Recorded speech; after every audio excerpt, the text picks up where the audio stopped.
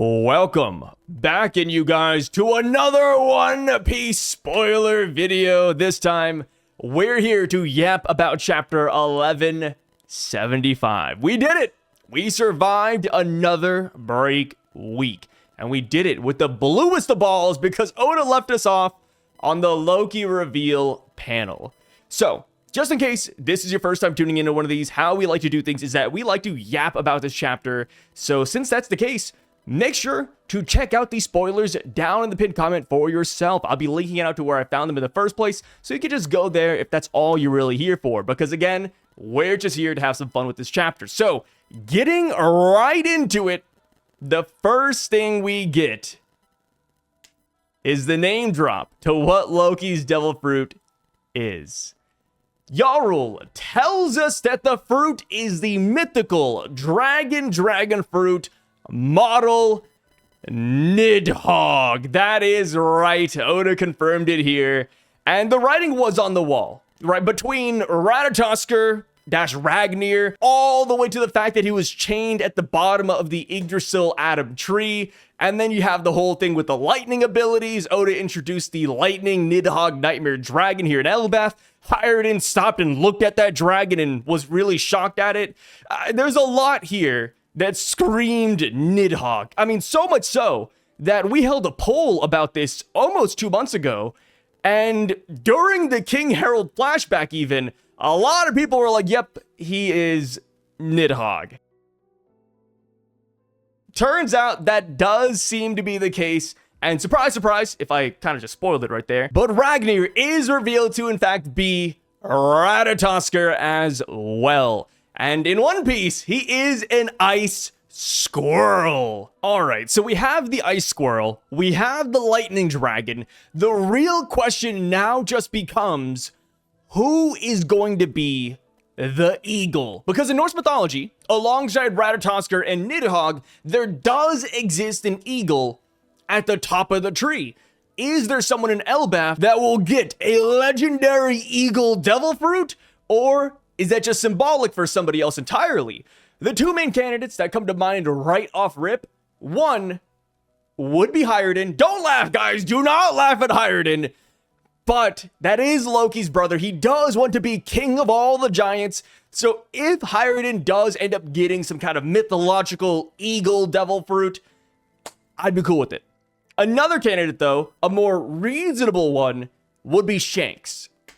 So Shanks, of course, is the one who put Loki in chains. There could be more to that story that we don't know about yet, but that's besides the point.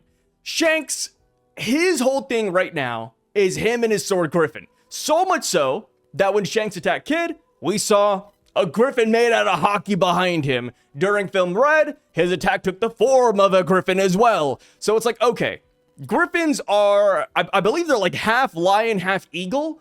So Shanks could really just fit that whole description right there. So him being the eagle in Norse mythology, I do not think is that bad. Another route we could go, I'm adding 2 more options here. Another one would be Biblo.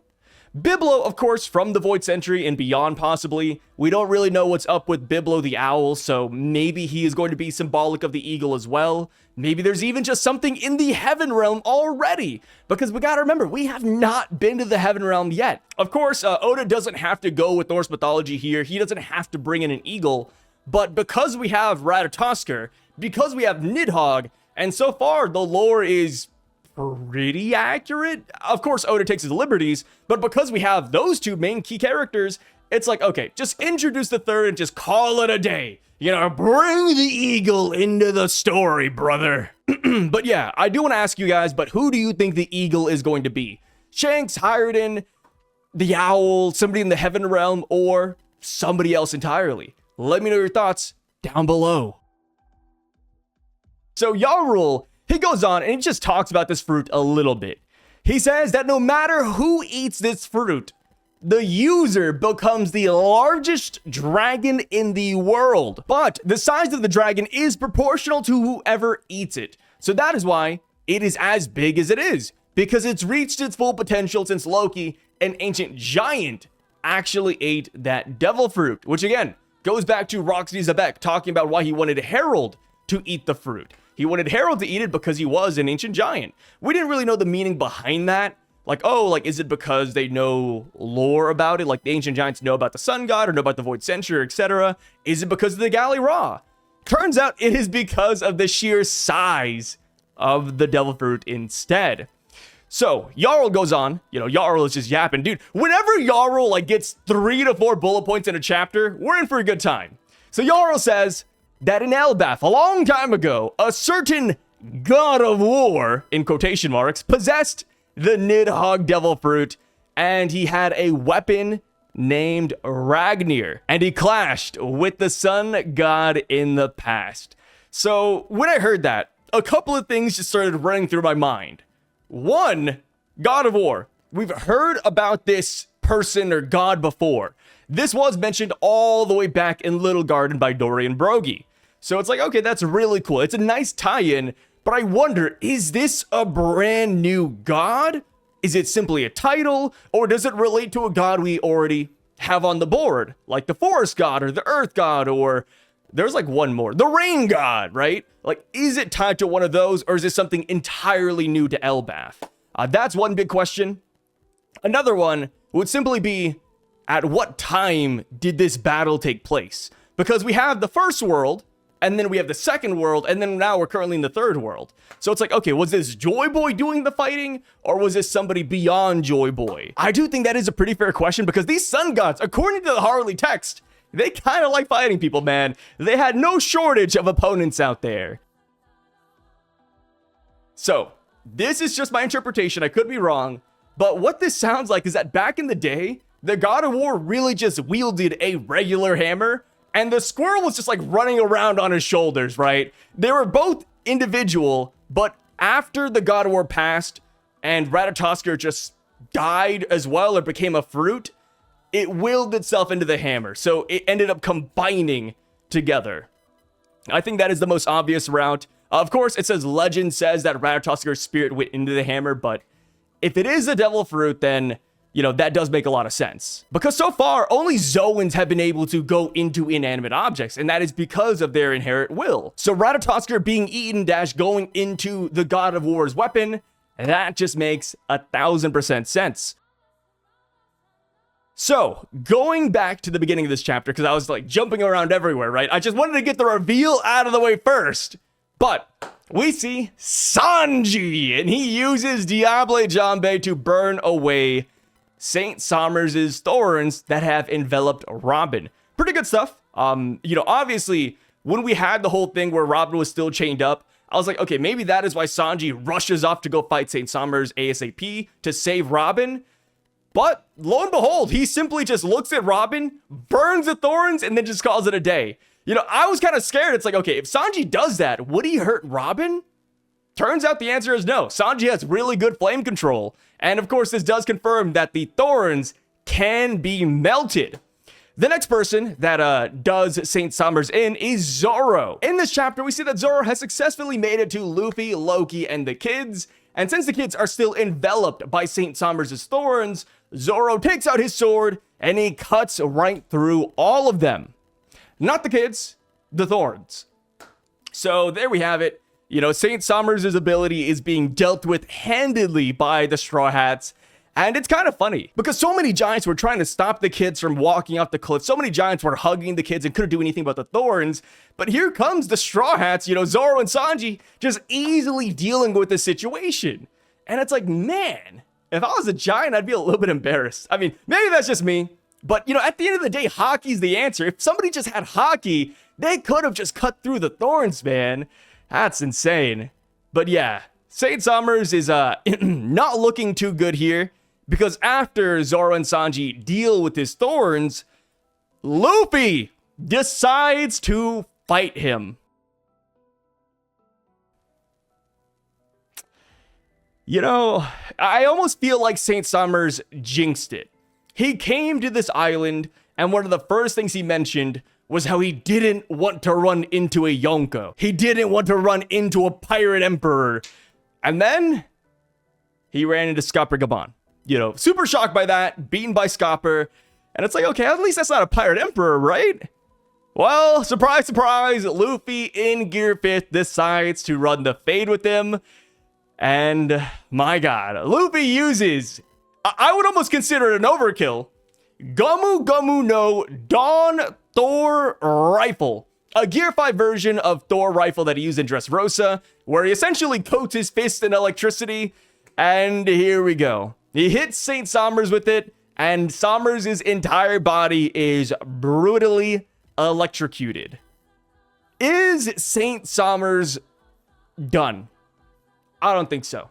I do think he will get back up. He's going to regenerate. I mean, even with Advanced Conqueror's Haki, I feel like you have to use it a certain way to really damage opponents. I mean, hell, that's kind of what Scopper Gabon said, right? Like, hey, be mindful of how you use your Advanced Conquerors. So maybe Luffy's gonna use Saint Sommers as a punching bag until he masters the ability? I don't know, it's hard to really, determine what that looks like. How do you use your Advanced Conqueror's Haki perfectly to wound an immortal opponent? So I guess we're about to find that out, man. Luffy's just gonna wall up Saint Sommers to and fro. But then again, maybe Saint Sommers wants to escape this situation. I wouldn't blame him, dude. Maybe he gets back up and he's like, okay, let me go fight somebody else. Hey, great one. Can we go home? Oh, man. I still think that Sanji and or Zoro will fight him as well. And I don't think he's going to do any better in those situations. Like, these matchups are straight up not good for Saint Sommers. Unless IMU just really gives him more abilities, I kind of just feel bad for the guy. Last chapter, everybody loved him, and now look at him. But to be fair, this is kind of what we expected. So, moving on to the other God Knight on the island, Killingham. The brief spoilers don't really mention him by name, but we do see in this chapter that Loki apparently defeats most of the MMA dream monsters with his lightning powers.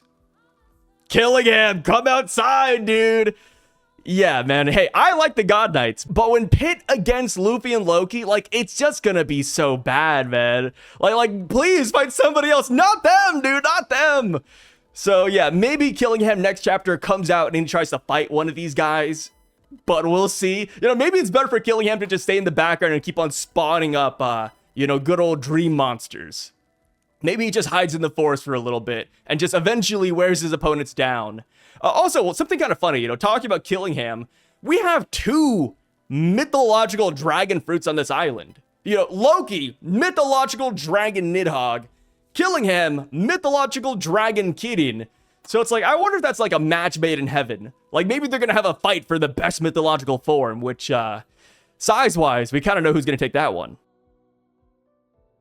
Oh yeah, one thing I forgot to mention earlier, but how is Zoro here right now with Luffy, Loki, and the kids? Because last we saw, he was dealing with the Dory and Brogy situation.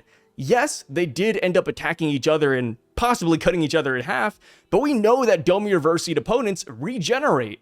So what's going on with that? Are they currently regenerating and Zoro has time to spare? Did Zoro give up on fighting them? Or did they find a solution? I'm really curious to see how Zoro ended up with the gang here. If I had to guess, I'd say that he simply left the battlefield, like maybe he left it in the hands of Elder Yarul, Hyruden, and Stanson, since they were there as well, but we'll see. So now, on to the last bullet point of this chapter, but Imu reacts to Loki's transformation, and this isn't the Imu that is here in Elbaf. No. This is not Gonko-Imu reacting. It is Imu in the Holy Land. That is right. It's a reaction so crazy, we had to go back to the original body. And he says, I see, Nidhogg. You were in Elbaf all along. And yeah, there we have it. Finally, Imu is saying something, man. He's got the sun god in front of him. He has Nidhogg in front of him. And this is not his first rodeo. I keep on saying that, but Imu knows pretty much everything that's going on. And that really makes me curious. But come next week, when the fighting really starts, and when Imu shows up, how will they perform?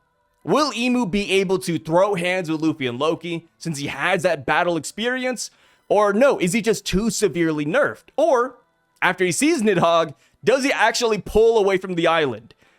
We'll see, man. We will see. So another thing I do want to bring up is that this does confirm that IMU, prior to this chapter, had no idea what Loki actually was, which goes back to Loki's special bounty. Loki had a special bounty of 2.6 billion berries. And it's like, wait, why was it special? I thought it was special at first because they knew what fruit he had. But no, they didn't know. So what makes Loki so special outside of the fruit? Is it the fact that he's an ancient giant? Is it because he's the Prince of Elbaf? If I had to really pick, I would lean towards him just being the Prince of Elbaf, being the main reason. Like, oh, since he's nobility, since he could lead us to a nice alliance with Elbaf, yeah, we want to give him that 2.6 billion. And of course, the God Knights did want to recruit him, so maybe that is why it's all so special. But also, one more thing too, but Loki was out on the open seas for 8 years. He was sailing and doing things for 8 years out there until Shanks stopped him. And it's like, wait, nobody in 8 years realized that he was Nidhogg? Like surely Big News Morgans was out there saying, hey, giant dragon just attacked a town, man. There's a giant dragon just flying over cities. Like, what? None of that happened? Damn, dude. I don't know. Maybe Loki was hiding it. Maybe Loki knew how important his fruit was, and he just didn't use it in public? Like this is something you only use behind closed doors or off screen like Blackbeard? Who knows, brother? Who knows? But either way, great chapter. This is exactly what I was looking forward to. And next chapter, I really do hope we get some more fighting. Hey, Killingham, IMU, hopefully they look decent next chapter. Killingham, I'm not expecting too much from. But IMU, though. IMU. Let's see it, brother. Let's see what other magical items they can whip out from their grimoire. But yeah, with that being said though, guys, thank you so much for tuning into this video and watching all the way until the end. I really freaking appreciate it, and I'll catch you guys tomorrow when the full spoilers actually drop. Peace out and stay safe, y'all.